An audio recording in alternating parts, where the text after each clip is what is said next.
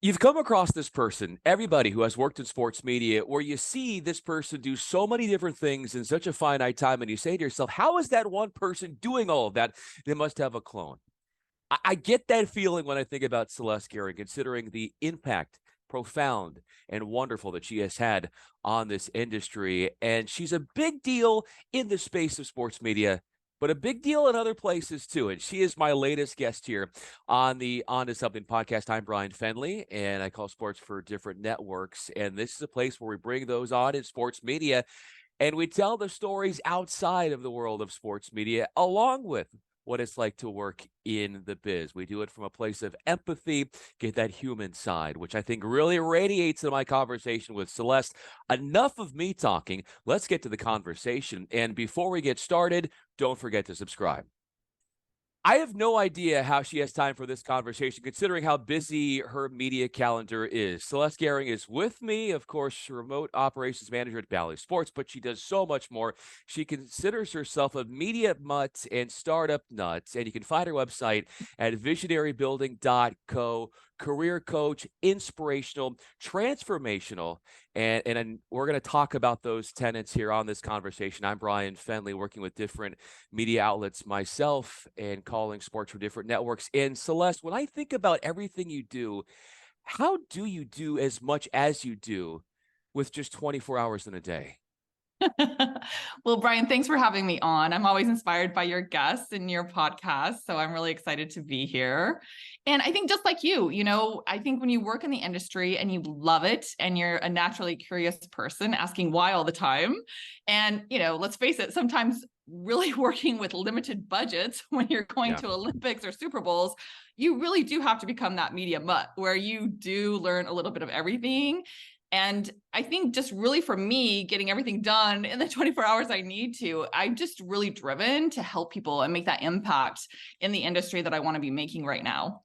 Given the impact you're making on the industry, and you think about where you grew up in small town Idaho, and the idea of you, even at that young age, to have this self-awareness that there was so much to tackle in life and that your dreams were vast, how were you able to channel in on such a vast, expansive self-awareness, even at that young age when you were growing up in a small town? Well, because I was from a small town, there wasn't much going on. My dad and my family, we come from potato farming. So yes, I lived on Gehring Road in the middle of nowhere, Gehring Farms. And basically we had three channels at that time. Shows how old I am now, Ryan, but we had three channels. And so I read a ton of John Wooden's books and really found him so motivational, so inspirational. And I thought, I really want to connect to people. I want people to be seen and heard and understood. And how do I go about doing that? And I felt because I was 6 feet tall, I'm 6 feet tall, and I got some junk in the trunk, Bryan. I'm mean under the boards. I thought, you know what? Let's go into TV, let's go into broadcasting and figure this out through the world of sports. When do you feel, and as you made your way up from obviously playing college basketball at LSU and then what you do now in media, but when do you feel most seen and heard? Great question. I think really when people are curious and actively listening. So, Bryan, I know with your audience, people are, wanting to get that inspiration, really wanting to feed off what you're saying, and actively listening is all part of that. Really being able to create that space for people, I think, is so important. And so I think many of us feel seen, heard, and understood when we feel that people are actively listening, maybe parroting our information that we're saying to them, or trying to do those things that we're telling to them and then following through. That's probably when I feel seen the most. When you get that validation from others, clearly for all of us, that is so empowering. What has it taken for you to find that validation within yourself to where you don't, obviously, everybody outside of what you're doing, they are giving you that attention and what you're doing, but that you're also finding it internally, that your own self is good with where you are and you like where you stand, irregardless of what else people are saying about you outside? Right. For me personally, when I was growing up, it was all about competition. I played so many different sports, did track and field, volleyball, basketball, you name it. And I was competing always against other people. And when I left LSU, I always, at LSU, I had my footers around me and my team. And going into the corporate world, I felt super alone. And I thought, okay, I'll compete, right? Because it's what I know. And I'll compete against other people and show that I'm the best. But that true validations come from me and really realizing what is the best version of myself that I can be? Where do I empower myself to make choices that other people aren't going to like necessarily, but that are really good for me? And that's where the validation has really become really transformative for me. And where does the thick-skinned aspect of who you are, where does that come in for you? I think just growing up on a farm, really, and playing sports growing up, I think having brothers that I competed against a lot. You hear a lot of, especially female athletes, talking about playing against their brothers. I played against my brothers. They were younger than me, but very taller than me, and very physical. And I think just really in that sports world, having that physicality and stuff really transforms with the mind as well. And you kind of get that thick skin with the mind, and knowing that it's about performance. And if you just keep practicing your skill sets and just keep believing in what you're doing, it's going to pay off. And as it has paid off for you, how do you evaluate yourself in your own performance, whether that's on the court when you were at LSU or playing earlier, or whether it's what you're doing now? I literally take 30 minutes every Sunday and I set a timer and I teach all of my clients to do this. I tell everybody Wow. that I talk to do this. And that's been the best thing ever for me to do, because I look at the past week and say, okay, what have I done well? What do I need to still be working on? And just not the hard skill sets and the checklists, but what did I do to make myself feel good? Did I feel good while I was speaking to this group? Did I feel good while I was on this podcast? What can I do to feel better? And that's really my barometer right now, because let's face it, Bryan, when you work in this industry, it's tough, it's competitive, it's all these different things. And I'm to that point in my life where I just want to work with cool ass people, Yeah. and people that want to make a difference, and people that I guess want to give back, really, truly. And so looking at that every single week for 30 minutes really helps my focus to keep the engine going, to keep feeling, like I'm not burning out, and that I need to do all of these things to keep going. It's that, hey, half an hour once a week will really get the job done for me right now. So in that half an hour, are you sort of sitting and reflecting? What is going on in those 30 minutes to where you are reviewing what you have recently done? Yes. So reflecting, I do look at a checklist of the things that I've done, and then really reflecting on how I felt while I was doing those things. What are some other things that I want to work on? Some things maybe that I felt I could have been maybe more focused on. I think so much of what the world is facing today, with all the information that's coming, social media, you just feel you're on the go all the time, all the time, all the time. And just really sitting for that half an hour and reflecting, taking that deep breath and looking at stuff and saying, is this what I want my life to be like right now? Because all of us have limited time and energy, and it's how we use that limited time and energy is what's going to determine our reality and our outcome. When you reflect on all of that and you take that time and you think back to memories, where do you find that certain memories are clearer than others? What is it in a memory that allows you to maybe be more aware of more of the details around it than, say, something else? You know this, Bryan, too. It is all about the story of Yeah. the people, of the athlete. It is the story. I remember being at the Olympics, and we were in Sochi in 2014, and we were at Russia was playing the United States, and I just remember all the Russian people in the audience. And I don't really remember much of the game, unfortunately, but I just remember the people, and the American people and the Russian people, and how people were interacting with each other and their stories, and just thinking about everything about them. So really for me, it's about that story of that person, or the emotion that they're feeling around the game, that makes them interesting. I think with me personally, the athletes I find most interesting are those athletes that do stuff beyond the game that are fascinating, whether it's a nonprofit or a platform, having a voice, raising people up, doing something. Those are the athletes that I truly love and I find fascinating. So it's really, truly about the storytelling. Among the storytelling that you've already done so far, you think about the athletes, that what they have as far stories that make it interesting. If I reflect that and I turn that back on you and what makes you interesting based upon your own personal stories, the human side of what you've gone through, obstacles, overcome, what am I going to learn about that side of you? I think truly the sky is the limit if you really want to do the work. And I feel I have really done the work. If you look at what makes me interesting, it's really, I think, the mindset of having the stability to follow through on what I want to do. For example, I wrote a book, how to be you on video. I didn't write that book saying I'm going to sell 1 million books. I wrote that book because I wanted to write a book. And that's how I've approached most of my life of, this is what I want to do. Here's the bucket list. I always tell people, one of the most interesting things about me probably is I've spent the night in every state in the United States before I hit 40, because I really was dedicated to, this is my goal and I'm going to get it done and see it through. Now I'm working on the continents. I've been to 6 of 7, working on Antarctica still, but just having that mindset of following through and knowing I can do it. And trust me, Bryan, all of us have that internal, I'm so scared right now. I'm looking in the mirror and I don't know if I can go on, or am I going to quit today, or am I going to follow through?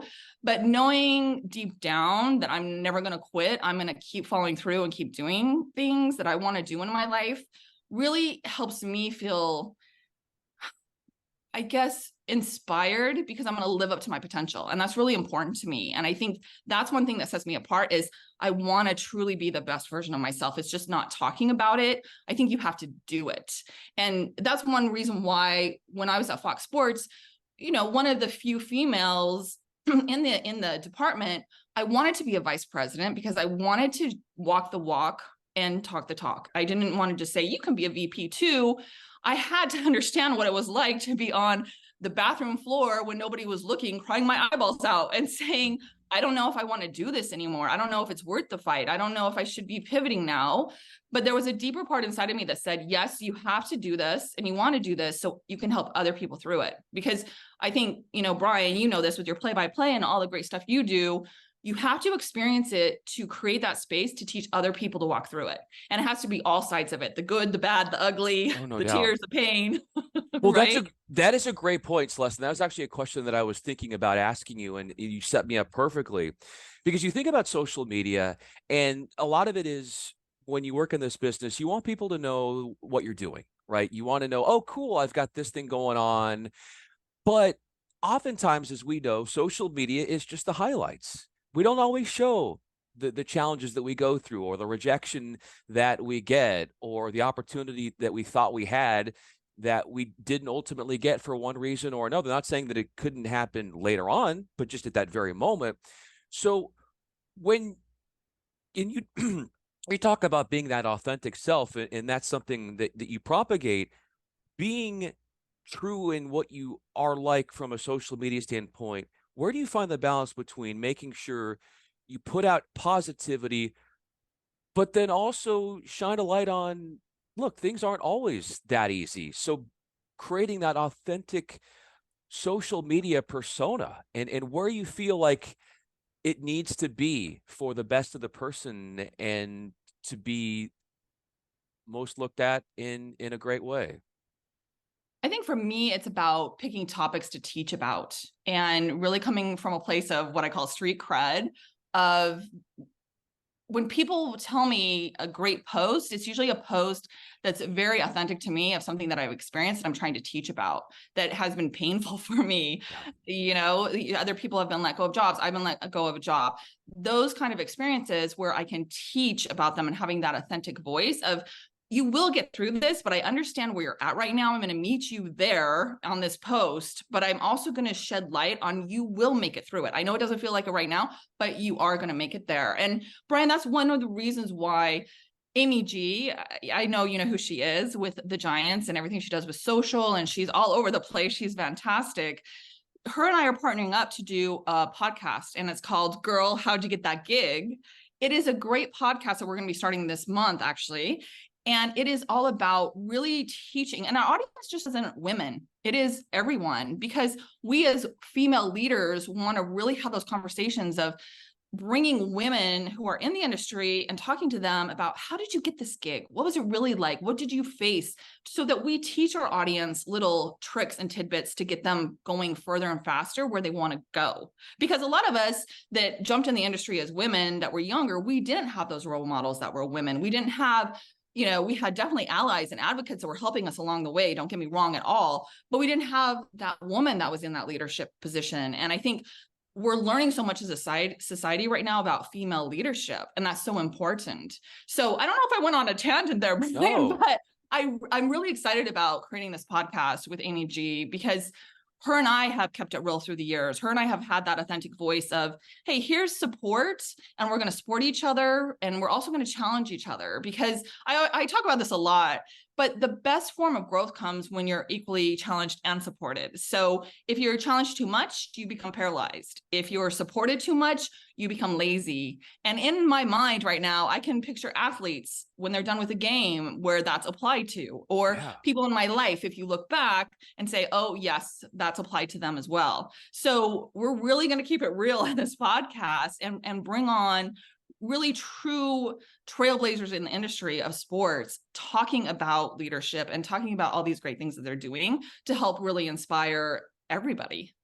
Dealing with all that, and I saw perhaps it was like a preview, I think, up on YouTube of what you two are just getting underway. So yeah, I encourage everybody to go check that out as that continues to grow, and you tell great stories and show that authenticity. But dealing with the highs and the lows of this business and the toll that it can take on one's mental health, from despair, from rejection, from feeling lonely. These are things that we've all felt, in dealing with the ebbs and the flows. Let's be honest here, as we chase dreams.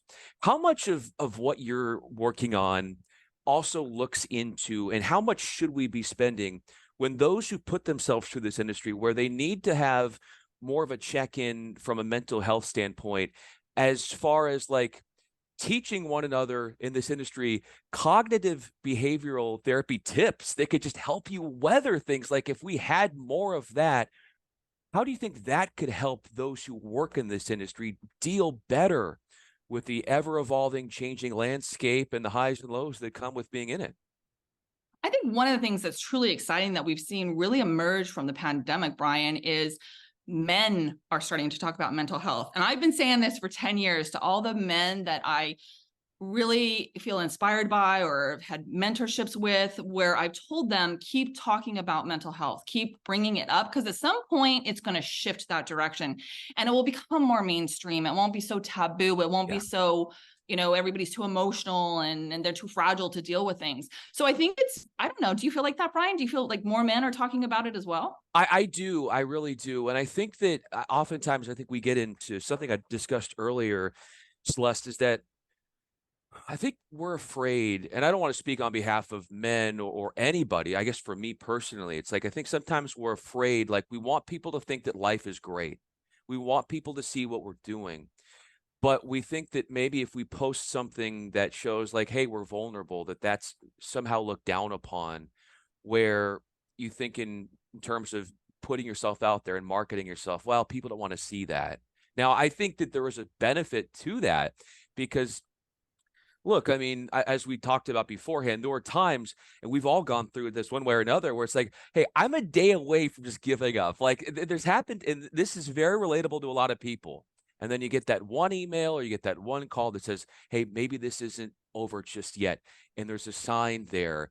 But I wonder when we can get to a point, Celeste, where it could be more socially acceptable for people to just come out and say, look, this hasn't been all easy for me. Because, you go on Instagram and people are like, hey, I'm at this stadium, I'm covering this game, and that is wonderful. But there are times when that person is not having a wonderful experience when it comes to their career. And when do we get to a point where it's okay to let more of that out so that you can help other people, but at the same time not feel like the hiring folks are going to look down upon you for some reason, like you're not on that certain level, or that's a knock on your reputation or what you're capable of? Right. And kind of to answer your first question, this question is, we just need more voices out there to be talking about it, in my opinion, because once it's out there and it's talked about more and more, we're hearing so much about Chat GPT right now. And I think about 2 months ago, I had never, maybe I had heard about it, but it wasn't front and center like it is now. And so I think same thing with talking about mental health and all of the stuff with our mindset is really talking about it more. So sometimes maybe people aren't going to like it because they feel too vulnerable right now. There's a lot of times where I feel what's been great about my business and what I'm doing is creating these spaces and workshops where we can go a little bit deeper, because let's face it, Bryan, a lot of people are not going to want to share it all because it just makes them too vulnerable. All of your stuff's out there. People could take and make fun of you or put you down or take advantage, whatever it may be. So I think it's really about creating workshops and safe spaces for people to go and be able to maybe speak a version of that, not throw it all out there and have that Shrek moment, right? Where we have that Shrek moment, it's all out, it's better out than in, with our friends who really truly support us. But I think a lot of people that maybe air all of their life's problems and really go deep, hit the bottom because they've expressed all of that and they're not feeling supported from social, right? So I think there's that fine, 50-50 element where we have to reach a point where everybody's speaking about it and talking about it, and maybe people aren't commenting on, but they're seeing it. And we'll keep kind of turning that dial over and over where people will start commenting on it more. Hey, I feel like that too. Here's some things that I did that helped me. And I think that will kind of shift the direction of what you're talking about. And on top of what you were just talking about, Celeste Gehring is with me. I'm Bryan Fenley. The personalization of events that can happen where we think that it's personal, like we didn't get this or somebody did that to us or whatnot, and it's so untrue. Our perception of how things work can be completely distorted. So what in that space, in just sort of the ways in which you're about helping those say, hey, this isn't like my fault. Like it's not because they don't like they despise me. We have these mental constructs in our mind where we might think that, but then getting away from the taking everything so personal. Where do you feel like this industry can do some work in that department too? I really started my business because this kept happening at Fox over and over. And Fox Sports is a great company to work for. And I would hire what I felt like were rock stars, superstars, and they truly were. But after a year or two, and this wasn't when it was popular to be jumping after a year or two with jobs, and they would come up to me and say, I'm not content. And Bryan, my jaw would drop on the floor and I kind of get a little fired up. What do you mean you're not content? You have the dream job. Do you know how many people wanted to come in here? Do you not understand? But because it kept happening 3 or 4 times, I thought, maybe it's my management style, which, whatever, you start internalizing all this. But what I really started studying was value systems and understanding what was important to people. So, for example, if somebody's family is the most important thing to them and it is number one, I have to speak to them differently so that they understand I'm understanding their value system. I understand if they need to leave work because they need to pick up their daughter. So they're going to make it up on the front end of the day or something, or they need to change their hours.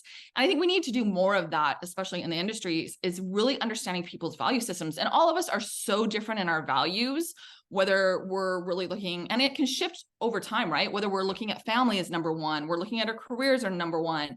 Something may happen where you have a family member who gets sick or passes away, and then everything shifts again, right? So having that ebb and flow and understanding where the values lie and being able to talk from each other's from those value systems. For example, saying, hey, Bryan, I know your family is really important to you, but right now work is the most important thing I have going because I need to get this project done. So I'm going to make sure I'm listening to you and I'm going to honor your family. But I also need to get this work done. How can we accomplish that together and make them part of that solution so they also understand where my value system is coming from? Because I think in the industry, we always talk about, what's best for the network, what's best for the brand, what's best for work in general, but we are all human and we're having this human experience. So to really inspire people and to get the best work out of them, I feel, because they'll be focused more if they know that they've picked up their daughter from, school and they can work from home, or they'll be focused more if they understand, I know that they're dealing with a financial situation that they're working on or something like that. But really talking about the values and from that place, and really explaining to people it's all about that has really shifted my teams that I've been working with, or shifted teams that work for me, because they understand I respect their values and I'm going to work within that and talk to them in that way so they actually hear me and that I hear them. In that way, and that brings up another really interesting point that I wanted to bring up, is that so you're spending that extra moment in getting to know the human being, which is sort of like what I am aspiring to do in this conversation. Is like, we're known for this, we're known for what we do, but that's not everything about who we are. So I love tapping into my favorite interviewer is Oprah, because I love the way she goes down to the human side of things. It goes that way. But the advantages that you can see in making it into this business when you evaluate relationships more than being transactional, where oftentimes we see, hey, I've got this. Can you take a look at this? Okay, maybe that person will have time to take a look at whatever piece of work you're doing. But if you spend a little bit of extra time getting to know that person and build that relationship, how much more that could help that person, and realizing like, look, put some effort into getting to know that other person. And guess what? And I'm sure you've seen this time after time, Celeste, that person is going to give it back more often than not. Oh, absolutely. And I love that you brought up Oprah, Bryan, Oh, because yeah. I remember as a kid, this was one of my most life-changing moments. And I had watched Oprah every day. And I remember I was ironing. I don't know how old I was, maybe 12 or something. I'm ironing. And Oprah has a person stand up in her audience. And the woman says, Oprah, I just love you. How do I get to be more like you? How does that work? And I'm stopping my ironing, looking at the TV, going, yes, yes. How do I be more like Oprah? Because same feeling that you have about her. And she, in that moment, just looked right at the camera, Bryan, like she was talking to me. And she said, there's already an Oprah. So you'd be the best you that you can be. And I was like, oh my gosh, Oprah is telling me I can be the best me that I can be. Like, what does that mean? Right? Because I wanted to be Oprah. And I thought, how do I get people to tell their stories? How do I keep it real? How do I do all these things? And it was such a life-changing moment that trajectory is what I've always tried to create with other people, of that belief. Sometimes you just need that person to believe in you. And I know, for example, I just had a client a couple of weeks ago and he landed a great job and his resume was not strong enough for him. It wasn't enough, like the bigger skill sets that needed to be on his resume. It didn't showcase him enough. And through this resume, he was consistently getting rejected and he felt horrible about himself. His confidence was going down. And I said, look, you are a rock star. You are going to get hired. We just need to change some things around. We're going to work on your confidence. We're going to work on you being able to talk about it as well, right? And promote yourself. And trust me, I will stay with you until you get this job. That's how much I believe in you. And I think we need more of that. That is what I think helps everybody change that corner, is really having that belief in that person. If you have that person in your corner, even when you're at the lowest of lows, like for example, for me, it was my mom. Like, I lost my dad when I was young. So my mom played two roles and she always believed in me and that I could pursue this. Having that person by your side is everything. And I'm sure that you've noticed that too. The power of that one person, whether it's a girlfriend, it's a boyfriend, it's a husband, it's a wife, it's a close friend, whatever it is. How much more do you see somebody and the percentage of them going places if they have that special person, that unwavering support in their corner? I just think that it speaks volumes as to allowing people to see through in whatever dreams that they're looking for. Absolutely. And I think family is everything. And I love the Yeah. story about your mom. And that's the foundational piece. And I think if you can keep adding that support with people that are working in the industry you want to go into, that are saying, yes, I see you. I know Yes. you can do this, right? I know you can do play by play. I know you're going to be one of the best broadcasters. I know that because I see it in you. That helps as well, is as having as much support as you can get Yeah. in the industry itself. And I think for me, that's what I want to give to other women, right, that are in the industry. And not, I shouldn't just say just women as well, like men, everybody. But I know I needed that. I needed that extra support. I needed someone to believe in me. And I have a great boss, Rick Jaffe. I know you've interviewed Yeah. him. He's wonderful. And he's been that boss who has said, Celeste, just do whatever. I trust you. And sometimes, Bryan, it scared the crap out of me because I'm thinking to myself, like, I don't know if I can do this. It is the Olympics we're talking about. It's a multi-million-dollar budget. I am not sure I can do this. But he knew me well enough to be like, hey, let me stay out of your way because I'm just going to get a little, like, I'll rebel and kind of get fired up, right? If you tried to micromanage. And he's not a micromanager anyway, by any means. But he said, I'm going to do what I do. You do what you do. And then we're going to be a great team. And I have worked with him on and off for a good 20 years. I have followed him to where he's been and been lucky enough and grateful enough for him to keep hiring me because we work so well as a team because it's that true respect piece. But he also supported me all of these times. So that was huge for me. It means everything. And as we wrap up this conversation, it's cool to hear that story between you and Rick and how he is sort of such an empowering presence and how you've taken that. And you talk about uplifting all the people that you work with and the lives that you've changed, the opportunities, the doors that you have opened. And when you think about fulfillment and life's purposes, I can't even imagine how cathartic, how warming it must feel internally for you to be with somebody. And then coming, especially from an athletic background like you, but then to play the role of coach now in the industry and then see people, you might see a dream in reach for someone that they might not see in themselves. And then they get there, you were there. You're doing priceless work, Celeste Gehring, and it's been so much of an honor to have you on here. Celeste, thank you so much for doing this. We could go on forever, but I appreciate your time. This was awesome. Thank you so much, Bryan. I love the work you're doing. You're so inspired. This is a great conversation. Yeah. I feel like that too. We could keep Yeah. going, but work calls, right? Yeah.